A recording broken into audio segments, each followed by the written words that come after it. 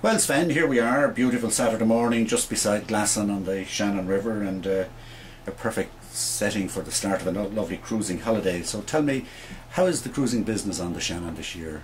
Well, it has improved a good bit. I'd say we got out of the big dip that we had 2 years ago. Yeah. So it's on the way up again, but we're still suffering. Yeah. It's early in the season though, even though I know that the high season is just around the corner. Is the next few weeks looking a bit better? The next few weeks are looking fairly good. That's I can say that. The German market has picked up big time. Yeah. The British market is still sort of weakish. Yeah. And the Irish market is picking up now. Okay. And traditionally, of course, Continental Europe and indeed particularly Germany has been the big market for waterway cruising. Has that changed much over the years? What we felt really was when the German economy was down in 08, 09, that's what we really felt. It's all coming back now, we find, you know, and the Germans even tell us that there's more of a future again. Yeah, that's good, yeah. And of course we know that holidays are getting shorter as people take shorter holidays, but hopefully more frequent holidays. And the cruising was traditionally based on a Saturday to Saturday week-long booking. Have you been able to adjust to that, or how do you deal with those shorter bookings now? We in Waveline, I can say from Waveline, we offer more of a different pattern now. We don't do Saturdays only, we do say a Thursday to Thursday booking. Okay. We also do long weekends, which is Friday to Monday. Yeah, okay. So we adjust to the market basically. Sure, as you have to, of course, as it keeps changing forever. Just looking around here, some magnificent vessels, over 100 vessels here, and they're luxurious and I'm sure expensive and challenging to make a decent return on investment these days. What do you see are the biggest challenges to the cruising business at the moment? Biggest challenge is we're not competing with other boat operators in Ireland, we're competing with Europe basically. Yeah. So if the price to hire a boat in Holland is lower than in Ireland, we have to get lower again because people still have to get to Ireland first of all.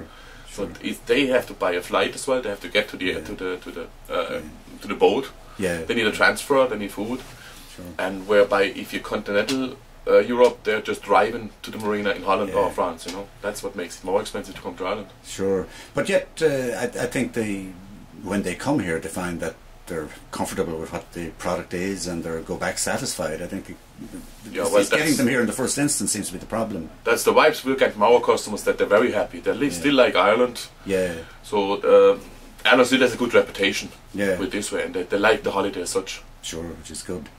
And tell me, how about the Shannon itself and the waterways? I mean, has there been enough investment going in on the shore-based activities? Well, that's one of the small complaints that we're getting is from people is that there's a lack of facilities for children, say, you know. Yeah. They don't really know what to do with the kids along the shores or along the Shannon.